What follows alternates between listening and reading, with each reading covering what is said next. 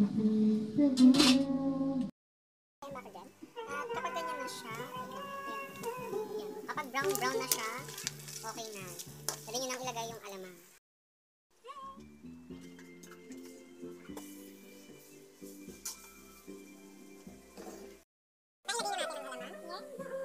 Hihintayin na lang po natin siyang magkulay brown. Baka dyan, tignan nyo naman, sarap. Sunod naman natin ilalagay. Kapag brown na ang baboy at luto na ang inyong shrimp paste, ay ang sunod na ilalagay natin ay ang pangalawang gata. Gata, pangalawang gata. Or pangalawang tiga. Lalagay na natin. Pakuluan lamang po natin. At maghintay tayo.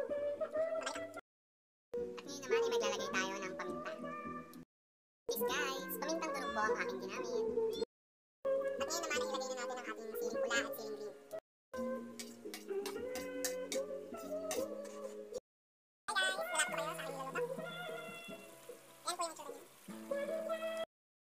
Pakuluin lamang po natin ito at isunod natin ilagay ang mga pampalasa. Hello po, ilagay lang po ako ng betchin.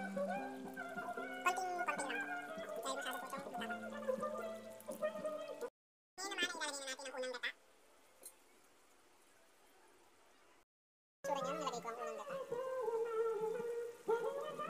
Diba, napakasarap? Mamaya naman po ay mag-plating naman na po tayo pagtapos nito. Tapos na po tayo, ngayon naman ay plating na. Papatayin ko na po yung gas.